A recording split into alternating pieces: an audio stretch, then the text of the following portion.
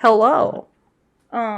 So this channel is not supposed to be starting with this video at all, but I realized that first, the flagship project that me and my partner Rose made is it's 3 hours long without any edits or like added research or whatever, and that's gonna take me a while. Secondly, we're starting school again. Fall semester being, college kids and everything. So I don't want to do any more research right now. I don't want to do any more research. Have you written 30 essays in like a month? Because I have. Anyways, instead of, doing any of the projects that we've written down in our pipeline that was supposed to come out in the next, 6 months, to the end of the year, I'm gonna bitch and complain on the internet for a while because, you know what? I'm tired of sitting here in my, office alone. Welcome to PUNKISM.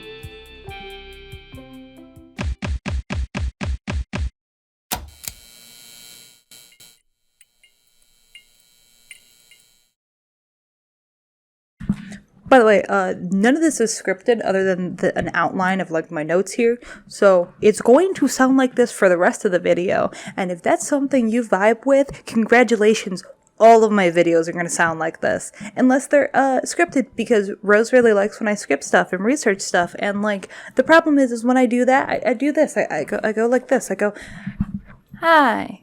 I'm here to tell you about something I've researched and worked on and edited way too many times, and I'm so afraid of the camera and society kind of, calling me a freak or like telling me that the stuff that I'm working on is useless or that I'm being too loud. Anyways, I'm gonna sit in this chair like a robot and like try and make this script funny and cute and let's talk about the hard things. No.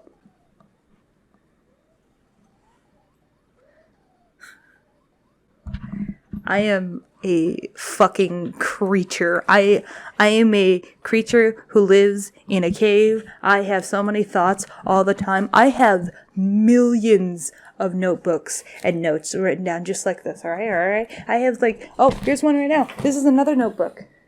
And how about this one? This one here.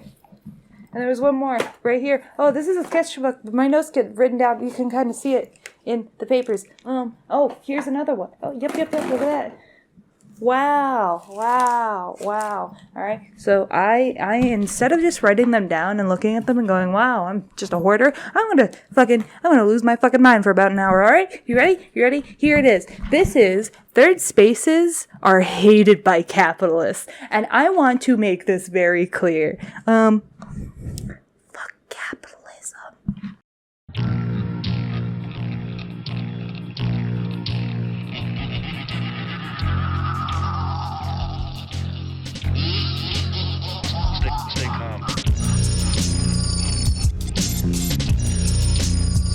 So, what is a third space? By definition, a third space is a term coined by sociologist Ray Oldenburg and refers to places where people spend time between home, their first place, and work, their second space.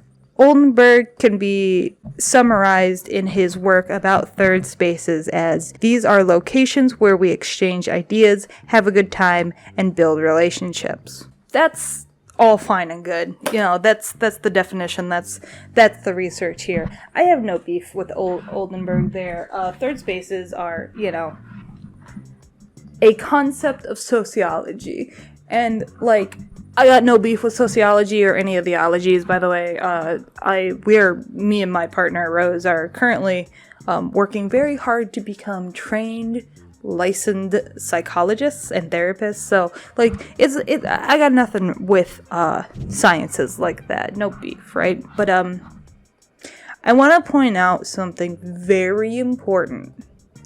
All of Ray Oldenburg's work, even when summarized into a net neutral connotation, is built under colonialism. What I mean by that is third spaces are an idea built by the concept of needing a third space to be. It is an individualistic practice, and it is not something that we should deny as individualistic and colonial in this country. when we come down to collectivist and indigenous cultures, the idea of needing a third space does not exist. Home, work, and third space ideology are all wrapped up into, working for the home. It's not something that you like sit there and you're like, oh God, I have to go off and go do something else. I can't spend time here. No, like you work in your home and you work for the home and you come home and you exchange ideas. It's just how it is. Collectivism is very integral to the idea of staying close. And so when Ray Oldenburg says, yeah, the third places are integral to society and its stability, no, I don't believe that. You shouldn't believe it either, because there's so many different cultures and ideologies and indigenous populations who have never thought about the idea of separating home, work, and a third space because they don't have to. They don't find the idea of working for their society and community and coming home to their family as bad. It's really important to remember that as we go through this, because although I'm going to work under the framework of third places, spaces, it doesn't mean that I agree with them. And, always keep that in the back of your head when you are listening to somebody discuss anything. You don't have to agree with the ideologies that they're discussing. In fact, I implore you not to agree with them. There is always another way of discussing or thinking about a social situation, especially when it comes to the idea of third places or third spaces. And as we go through this rant, seriously, a lot of the issues that come from losing third spaces is simply because we are individualistic and colonized. Because we refuse to engage with the idea that maybe our home and work and friends and love and labor are all interconnected. And instead, we think of it as, money, capital, feeding the beast so it doesn't eat you. Never forget that. I'm gonna sit down here. I already recorded this once, and I hated, I had some double chin action going on, and I'm fat. I know it. In a year and a half, I went from 180 pounds to 210. And that, you know how that be. So, alright. It's colonialist and third places are kind of strange when you get down to it, but that's okay. Alright, let's just go through it. Let's just go through it. Okay. Alright, so here's the history of third spaces or places real quick. Historically, we've always lived in villages or nomadic herds. We're a social herd animal. It literally, humans just do this, right? So when we engage with third spaces, we need to remember that it is not a new thing. And keep that in mind, because capitalists want you to think it's new. It's not, by the way. So we have historically made villages and homes and towns and large families because we really need interconnectedness. And there's no way to survive without other human beings. No matter what anybody says to you, humans need humans. Capitalists are wrong if they tell you otherwise, and they tell you a lot that you're wrong. Secondly, villages, bro? Villages, just turned into, modern day towns, cities. The reason why we started villages and town squares and such and really started settling was when we figured out how to cultivate and save grains over winter or long summer months. So grains like wheat and rice and barley and couscous became staples in the human diet because we learned how to farm. Agriculture became an actual trade, an actual discipline, and literally the survival of everything in human history is based off bread or rice bread. I like rice bread. What is that? Wait, what do you call rice bread? Rice bread? Rice bread. No.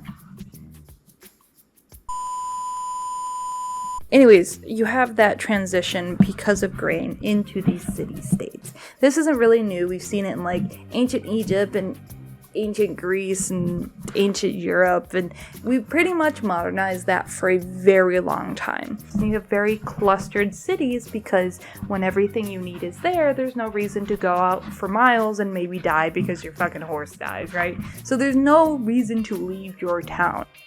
However, that kind of changes with the Industrial Revolution. Work is industrialized to a point where it's not just you have your work that you do for your home so you can eat and live. It's more like you go to work from home to make the money to buy the stuff to live. And that's where the invention of like third places, you really start seeing it in modern day history from like hardcore, right? Like, for example, you know why like parks in cities exist? They exist because there was no place for people to go that wasn't just dirty, dank industrialization.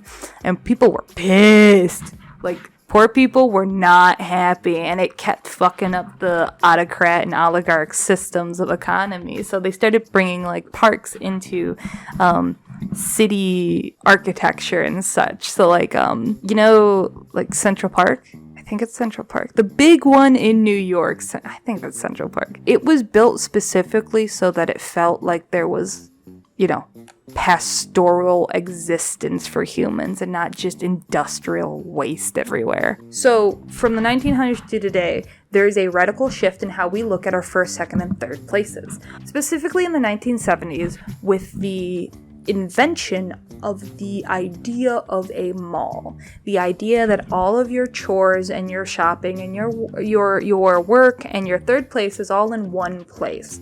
Like, it's, you know, you get to shop and buy new clothes, and then you can go to work if you work in the supermarket, but the supermarket's also attached to the mall, so you can do your marketing there. And then there's third spaces within that mall to exist during that shopping.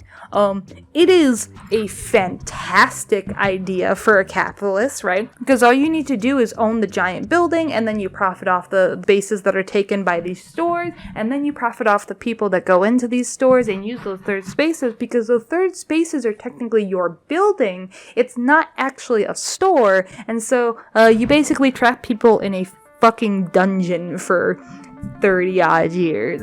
That's not to say I don't like malls. I actually enjoy malls a lot. I think there's a lot of interesting ideology and social connection in malls that we've just kind of lost throughout the years. And that's really down to two things. One, Reagan.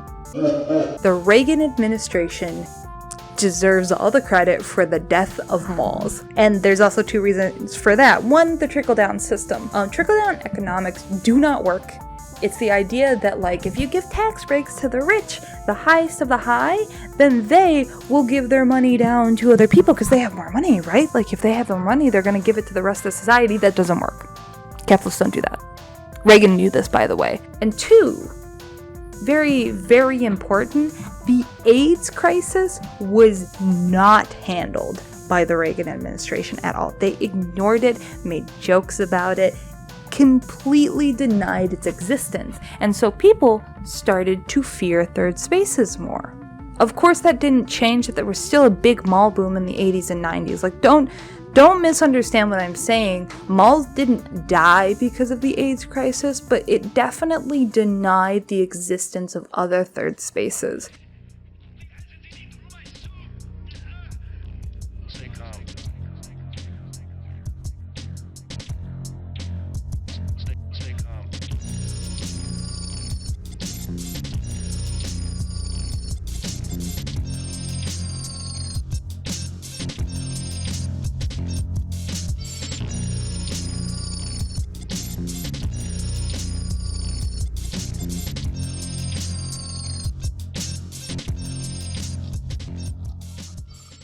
Especially queer third spaces, because if you're not accepted by society, you make third spaces outside of social boundaries. And so we kind of see this rocky difference between how capitalists want you to see third spaces, as in malls, right? Being trapped between spending more money and working, And then also the denial of outsider third spaces, which is exactly what they did with mom and pop shops and other communal things. They just kind of either dissolved them or packed them into a mall. However, after the decline of malls, after the economic bubble burst of the 90s, for multiple reasons, two of them being 9/11 and the other one just being how unstable that actual bubble was, because it all came from economic cooperation.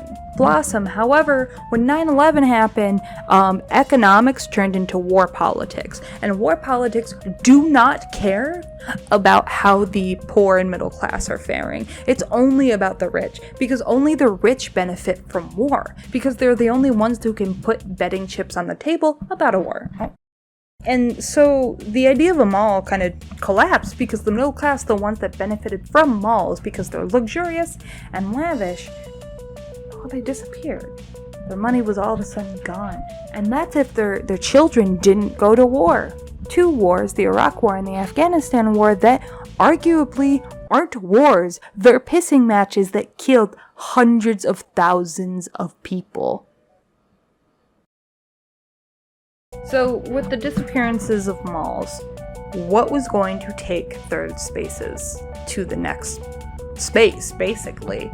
And that is the internet, baby. Like, the internet is the third space of this last 20 years. There's nowhere else.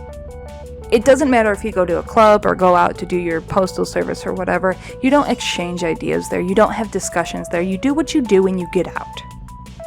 The internet, however, allows you to engage with these things and people without standards of societal compression. You're not forced to walk into a mall to do your business. You're not forced to have discussions in the postal office. You don't have to sit there in a supermarket and have a discussion with somebody after a 16-hour shift. Instead, you can go on the internet, baby. You can go sit there and talk to anybody you want. You can talk to them all day. You can talk to people internationally. There is nothing you cannot do on the internet. That is good, but it's also kind of a problem. Big issue. Big bazongus garbage issue. I'm gonna sit here really close and bob up and down. So, in my notes, I have this written down as capitalist bastards hate this one trick. And so I'm gonna read my notes off here.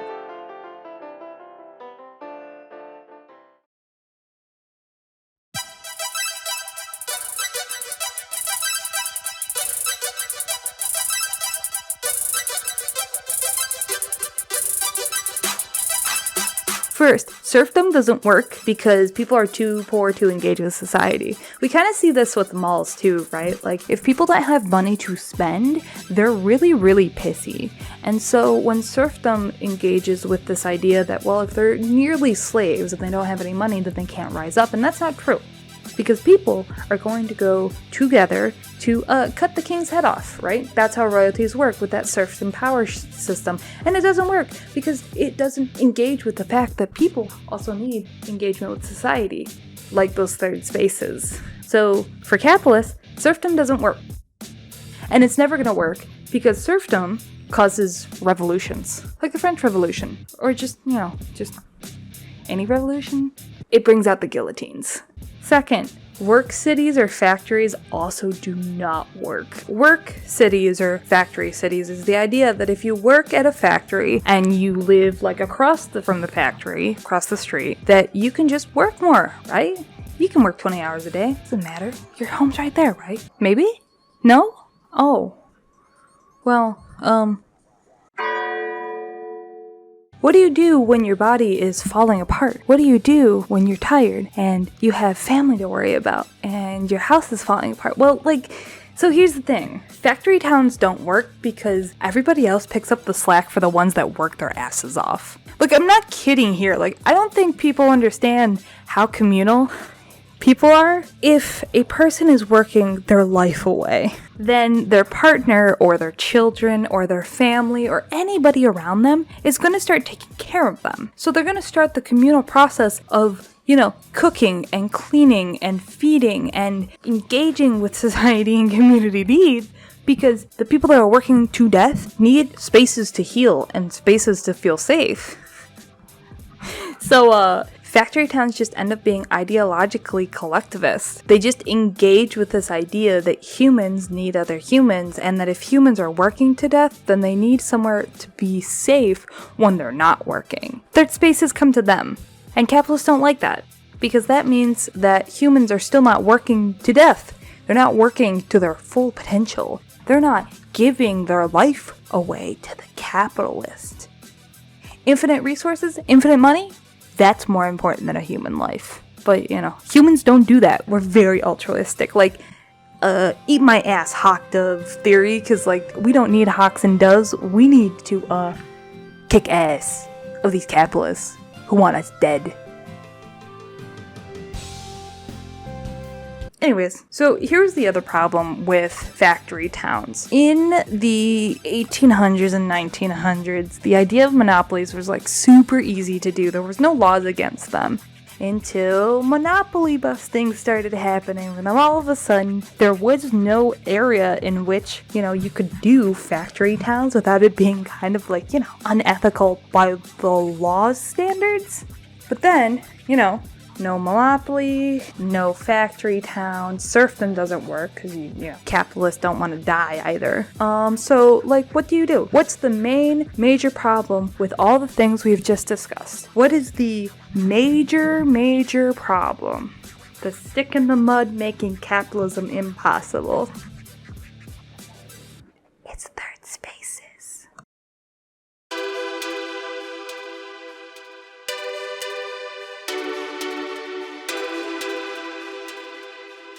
Here's the thing about third spaces, is third spaces allow humans to engage with human altruism, right? We have to engage with each other. We have to discuss things. We have to be a part of each other. And that's just not something capitalism wants, because that assumes that you, good person, don't care about capitalism. You care about the people around you and the people that you care about, and that's just, that's just unacceptable.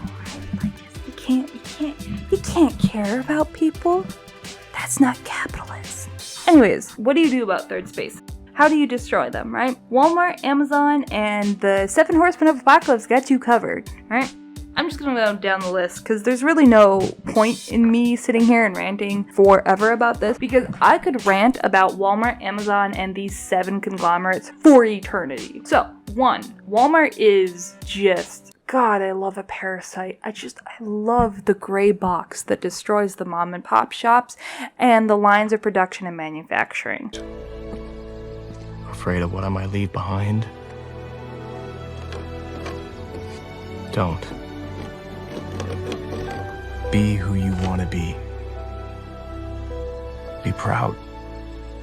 Walmart makes sure that you can only buy from Walmart, because they do quantity over quality. It doesn't matter how many jugs of milk a mom and pop shop could sell. If it is $3 more expensive there than it is at Walmart, then obviously a very budgeted community and society, which, by the way, most of America is. I know this is difficult to parse sometimes. Even a middle-class community or a middle-class group of people are in as much danger as poverty-stricken communities, because even if they have $1 million to their names, that's nothing. It takes one illness, one bout of cancer to ruin somebody's life.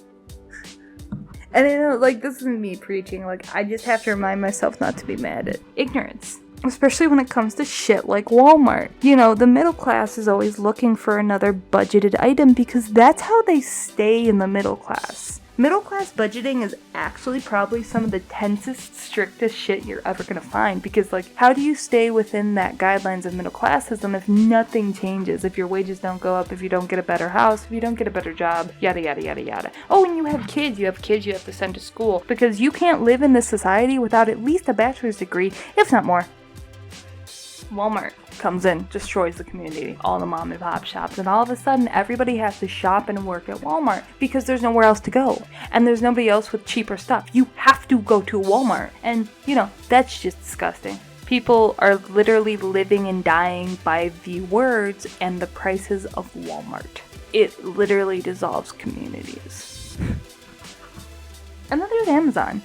So Amazon is a little different because it's online and the internet is a wild place. I'm not gonna lie to you, like, especially when Amazon came up, the Web 1.0, that's the wild west of the internet. Everything went. It was great.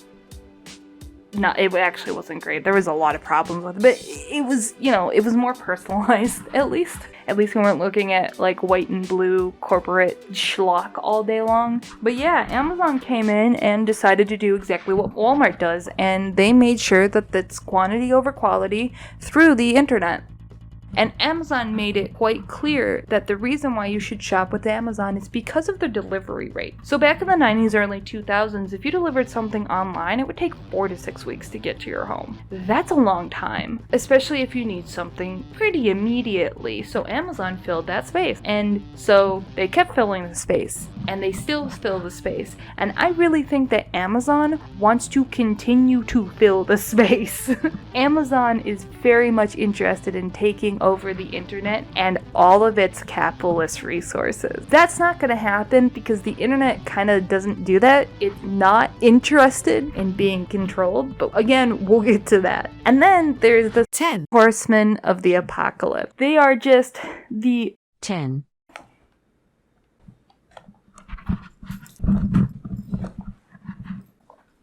they're the 10 groups of capitalist monopoly that has controlled all growth, production, and manufacturing of your food sources. Nothing within your kitchen, I guarantee you, is outside the range of these 10 corporations. And I'll put up the web on the screen. I think it's 7. It might be 9. 7. 9. I didn't do any research. In this way, we have been so disconnected from pretty much everything within our community, right? We can't shop within our community. We can't interact on the internet within our community. We don't need stuff from our communities. We don't manufacture stuff within our communities because China's a lot cheaper. We don't grow things within our societies because we don't own the food.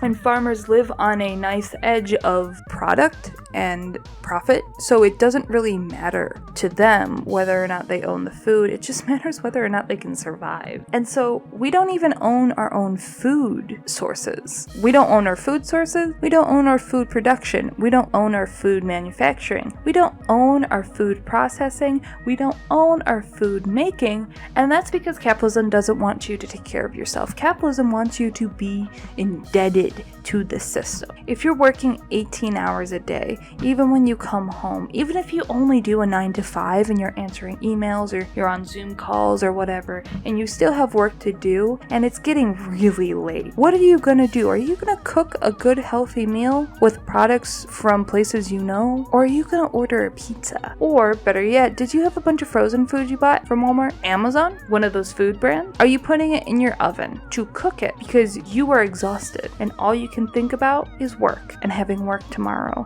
and being exhausted? So you're going to eat that frozen food and you're going to go to bed and you're going to overeat because it doesn't matter to them whether or not that food is calorie efficient, or all they care about is that you bought it. You bought that frozen food. You don't know where that food came from. You don't know how it was made. They don't want you to know. And I feel maybe that some people think I belabor this point a lot. Well, actually, in real life, I probably do, but it's really important to understand that we have lost the thing that turned us into villages in the first place. Remember when I brought up the grain? The reason why we started villages and town squares and such and really started settling was when we figured out how to cultivate and how being able to store and cook food through the seasons is the reasons why we started to become communal in the way that we were instead of nomadic hunter-gatherers. Save grains over winter or long summer months. I don't think anybody really knows how to cook for themselves anymore. And that's scary because that is quite literally the basis for the human condition as we know it. Whenever you can, please buy from your local farmers. Please buy fair trade. Please buy locally sourced. Please buy trying to know what you're getting. And please try to eat better for yourself. Like, this is, again, I'm not lecturing. I'm fat fuck. I am like 210 pounds, 5'5". I gained 30 pounds in a year and a half, right? Please try and eat better for yourself. Even if it's fucking difficult.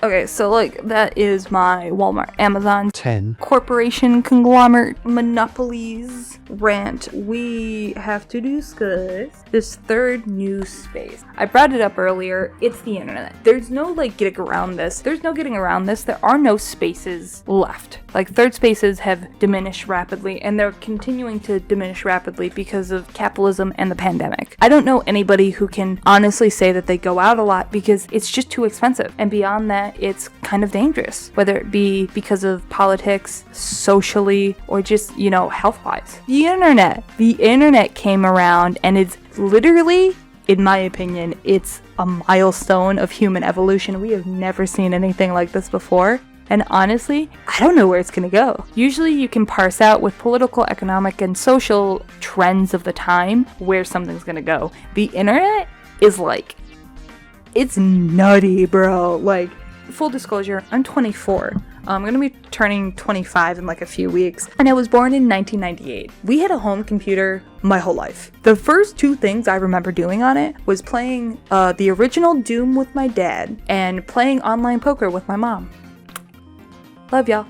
There is no place in which I think the internet doesn't exist. It was my third space my whole life. I had severe depression, anxiety, ADHD, and I was a weird kid, right? Like, I'm sitting here in clown makeup and like painted hair, and like, man, did I like shit. I didn't find out until later in life that you could be like a furry or a monster fucker. Like, that was me, and I knew it at like 6. I didn't like humans. Now, as like a queer, disabled knowing that I am queer, knowing that I am disabled, and knowing that I live a very alternative lifestyle, it totally makes sense, right? Like, but still, this is such a tangent.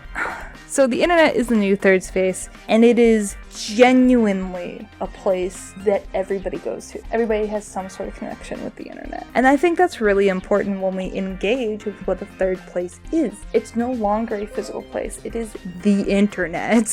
So here's the thing about the internet. You can't really control it. And capitalists fucking hate that. And now they have to choose between engaging with society as society is with the internet, or they have to try and destroy it. And like that's an interesting prospect, isn't it?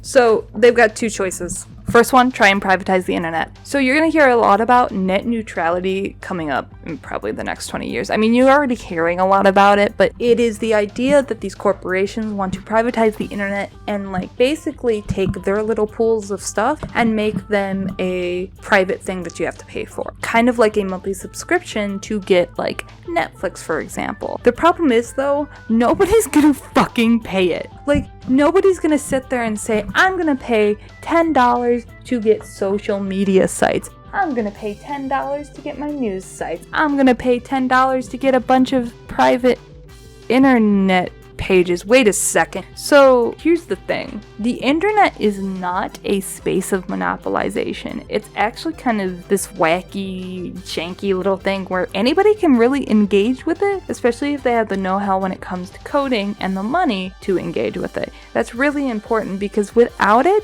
you don't understand the stupidity of the idea of privatizing the internet, right? So you've got a lot of problems with privatizing the internet. So the first one is shit like human rights violations like TikTok. TikTok's in hot water about a lot of things, especially when it comes to data breaching and extended rights of privacy for these corporations. And that's a problem.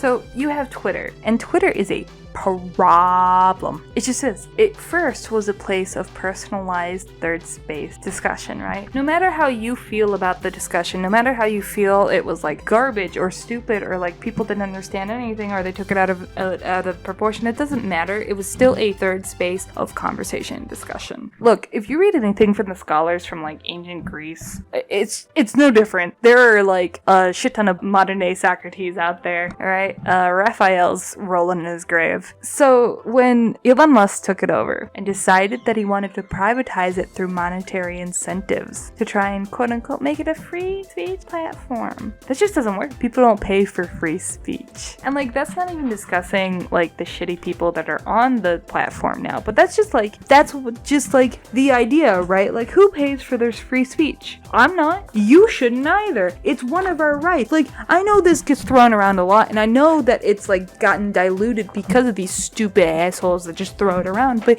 your free speech is a human right afforded by the First Amendment. You should never have to pay for it.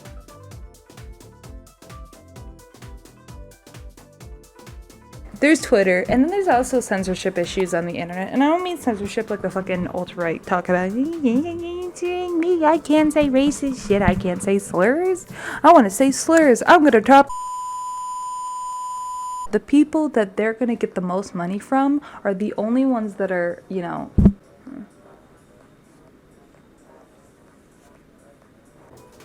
So there's also the problem with censorship on the internet. Like privatization doesn't actually just mean owning it. It means censoring what you don't want. And I'm not gonna look in like the ultra right or whatever. Like that shit, that's gross. Like let me brainwash women into being trad wives.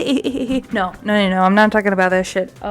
They can suck my nuts. Again, like there's a line of people that can suck my dirty ass nuts. I'm talking about stuff like YouTube. And this is being posted to YouTube as content for YouTube so YouTube can make more profit. I will not be making profit out of this video, and I probably won't be making any profit on any of the videos that we make for probably a long time. Full disclosure, I want to have a Patreon specifically so that I can have cuts that have more of my, more insensitive critiques, let's put it that way, because there are some things that unfortunately YouTube, being a family-friendly site, won't allow. Like I can't pop off about things in capitalism that I really want to, because I can't talk about things that kiddies wouldn't like, even though the kids on the internet right now, they've seen everything. I just wanna let everybody know, if you talk to a child right now, they are the smartest, most educated, most desensitized things in the world. They don't care about shit, okay? Like, do not be protecting the children. No, I'm kidding. Protect your children, but don't think that these children don't know what they're doing.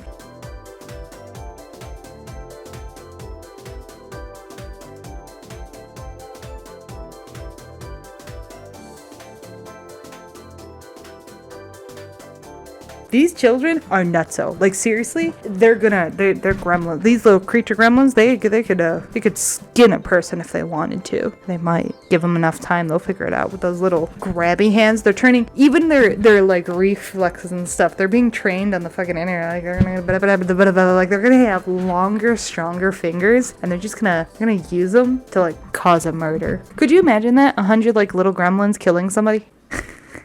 So, like, there's that shit. Where fucking was? I want to have a Patreon at some point to basically present things that YouTube does not want me talking about. And I don't want to be forced to work my way around a lot of things I want to discuss, because capitalism wants you to shut the fuck up, and I'm just not here for that. The reason why I'm posting on YouTube is because it's a mass platform that I'm hoping that at least a few people get to see any of the work, right? I'm trying to basically tell people that, like, yeah, capitalism fucking sucks. It's time to, like, use punk ideology and methodologies to change that, right? But, like, I can grassroot it, but how much grassroots is it gonna work at this very second? Hopefully more than not, but anyways, how do I get that message out there? I think there is something very, very important about getting permanent media out there about this kind of stuff from a punk perspective. And it's really difficult to find this stuff, I think specifically because punk doesn't really want to monetize. I don't either. But, like, you gotta eat to live, right? Right, anyways, trying to privatize the internet, oops, not really working. You can censor your private platform all you want, but it really doesn't matter. You're not taking over the internet, so, like, what's the other choice? Capitalists can try and join in and make their own internet.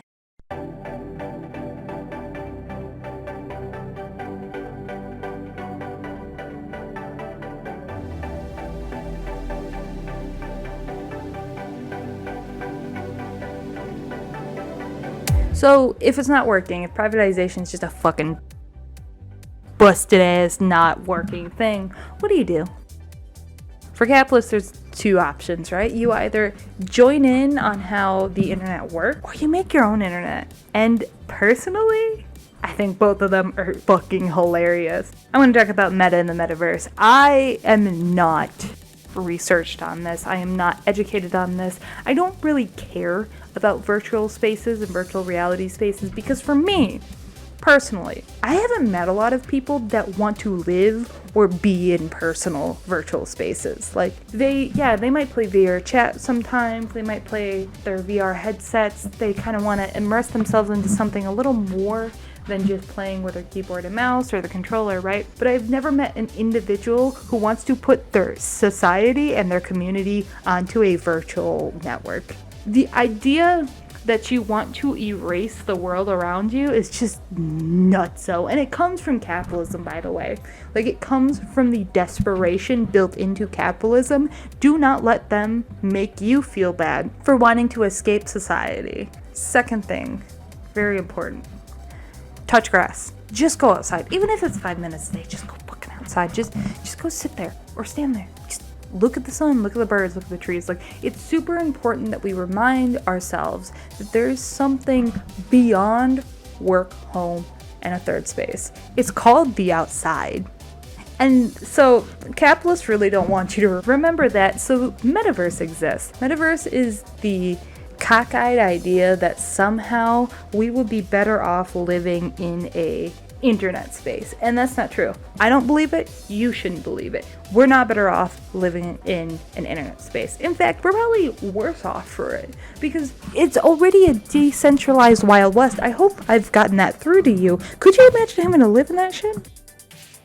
I just want you to think about that. So Rose and I really like 90s anime. It's really gritty and kind of dumb, and it's got like trappings that I'm just a fan of. And one of those 90s anime genres that I really enjoy is space westerns.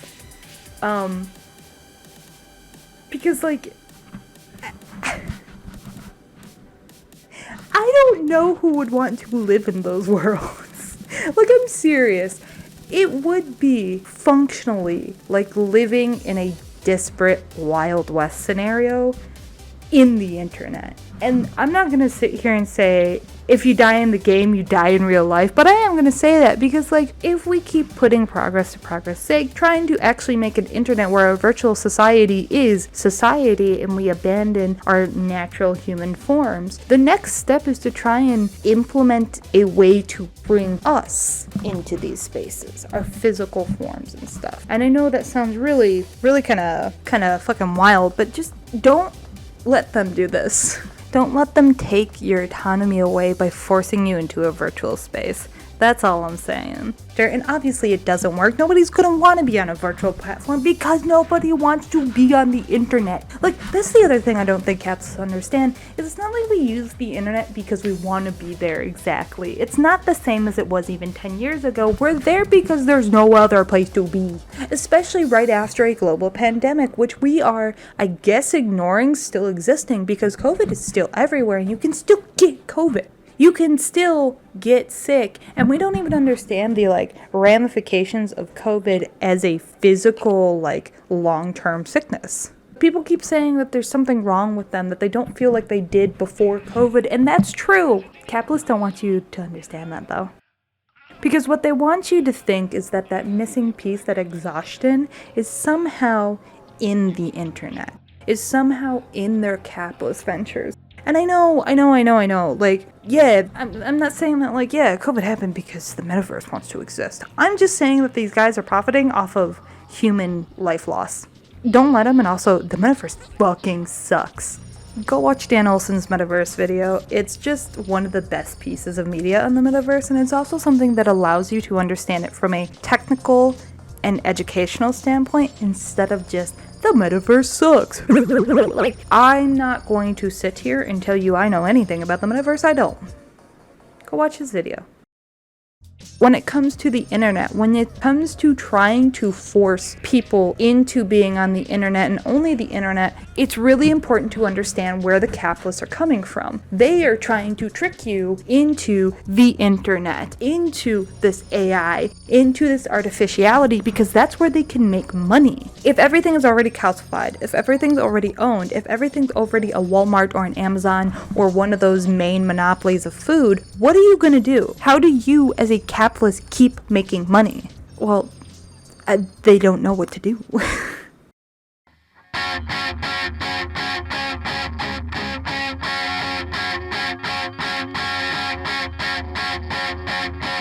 I want to discuss MMOs, so massive multiplayer online games. I want to discuss them because it's actually super important to understand that the internet is not just a third space, but there's other active parts of the internet that are also considered third spaces, right? So like MMOs aren't the internet exactly, but they're connected through the internet. And you, as a person who are playing these MMOs, whatever the MMO is, engages with other players and a story in a third space that is separate from society. And it's not exactly a problem to do that, right? Everybody needs their escapism, everybody needs their engagement with something. However, for capitalists, they see profit. They only understand them as a profit maker. That what if they use them to make their own internet? They believe that the internet is a crucial part of those MMOs, not the MMO itself. So those games that have been diligently taken care of and gently crafted through human design and art and concept and labor and compassion and desire all become this money pit that fail miserably. It happens over and over and again. Like, although all internet pieces have their expiration date, especially these 2000s and 2010s MMOs, it's really important to remember those expiration dates are only exponential when capitalists get their greedy hands on them and only see $ instead of the community, the society around them. And I swear to God, I feel like I am a fucking broken record here, just repeating the same thing, that capitalists want third spaces to die. But they don't seem to understand that if you kill the third spaces in the internet, you're not going to get more people on board with your idea of a new internet. Actually, you're going to make more people not want to be on your new internet. You are divorcing them from the things that they are most willing to engage with and most familiar with. It's the reason why humans don't really like change, is because so much of their routine and their society and community are attached to those non-changed elements. It's really uncomfortable when a mom and pop supermarket closes down because they were the place where you got your food for 40, 50 fucking years, and all of a sudden they're being replaced by a goddamn Walmart. It's got nothing to do with the injustices of humanity. It's got to do with the compassion of humanity. So when they come in and fucking ruin MMOs, no matter what MMO it is, not only is it depressing and upsetting, but it engages with the idea that capitalists cannot get, that the internet is not a profitable market. It's this thing that exists with profit to be had somewhere, but it's not profitable itself. And yeah, I'm kind of talking out my ass here because internet providers get a shit ton of money every month. Like, they're fucking billionaires, right? But it doesn't change the fact that the internet, as if like it's like a ball in front of you, like a squishy little ball, it's not going to make you money. You have to allow that community and society to be free, because that's how third spaces fucking work. Also, here's the other thing.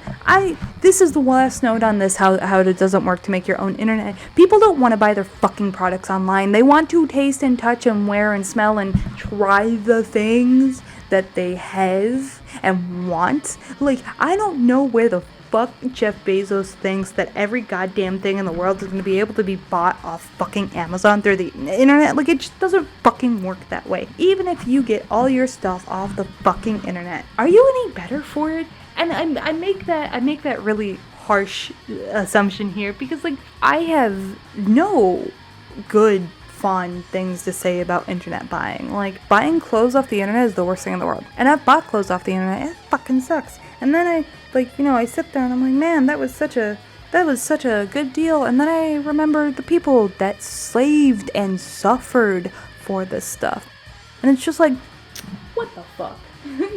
It's not gonna happen. Do not buy your stuff off the internet. At the very least, try and go and get physical items, try and resale, try and find stuff that is local. You need to continue to remind yourself that our society does not need to keep buying. Consumptionism does not have to exist. We can survive off very little.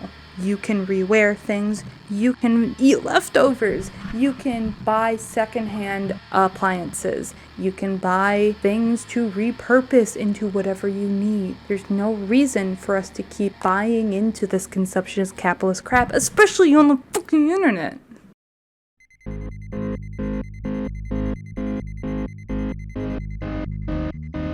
They're going to continue to tell you that the internet is bad, while also being desperate for your engagement. It's really, really important for everything that I say and everything that I have put out there not to be consumed by hatred. I hate capitalists. I hate capitalism. I hate the oligarchs, and I hate the 1%.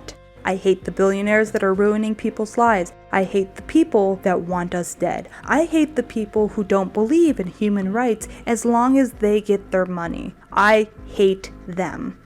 But I don't hate the people that use the internet. I don't hate the people that use the internet to buy things. I don't hate the people that use the internet to make money. I don't hate the people that have made the internet their third space. I don't hate the people that are trying to make more third spaces for them and their peoples. I don't hate the people that want better for their community and society. I don't hate the people who are angry at everything. I don't hate the people who have been brainwashed into thinking that society is doomed. I don't hate the people that sit there on social media and put negativity out there because there's nowhere else to put it. I don't hate the people that use the internet for escapism. I don't hate the people that don't use the internet for escapism. I don't hate the people that are going to hate me. I don't hate the people that are watching this who have gotten uncomfortable by the way I am talking about the loss of third spaces. I don't hate the people who are going to disagree with me. I don't hate the people that think that I am a stupid fucking bitch who knows no better. I hate that I have to make a video about the loss of third spaces. I hate that the internet is the last third space that any individual can have access to no matter what. I hate it because the capitalists want you to be there, but yet they also want you to hate each other. The internet is a bartering coin for the rich, the elite, the capitalists that are controlling your lives. They want you to hate the people that use the internet while also justifying your use of it. They want you to look down on the other people that use it as a third space, that have their lives on the internet, because for them, that's important. Because they don't want to be seen as the criminals. They want you to crucify as many of your allies as possible. Because the less of us there are, the less people there are to tell them they're wrong. And it's really important to remember that all of your anger and all of those feelings of artificiality and uncanny existence, all of that rage and fear, that is not aimed at your fellow person on the internet. That needs to be aimed at the people who have made this our society. I brought up that I was born in 1998. 1998 was the year of the Columbine shooting. 2001 was the year of 9/11. I was born into nothing. I was born into the collapse of anything that anybody could ever say is the American dream or the American opportunity, which doesn't exist in the first place.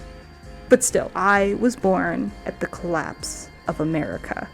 I'm not making this video for you to think that third spaces are bad, that the internet is bad, and that you should change your way of life. I am asking you to remember to continue to use your third spaces, to continue to defy capitalists, to make sure that there is no money to be had in your third spaces, because you are worth a lot more than those capitalists will ever think. You are worth everything, as every person is. And as long as you make sure your community and your society is safe in your hands and the hands of your allies, friends, family, loved ones, then there is a chance for us to turn this around. The internet might be the only third space left, but it doesn't have to be that way. Through the internet, we can fight for our rights to have third spaces and lovely lives and work that we love and work that is fulfilling and home lives that are secure and stable without capitalism. We can fight to be better, even if it's just through education and even if it's through just reminding ourselves that we shouldn't be paying to engage with each other. We shouldn't have to want to pay to engage with each other. Capitalists hate third spaces, and capitalists hate third spaces specifically because I can exist and tell you to keep existing.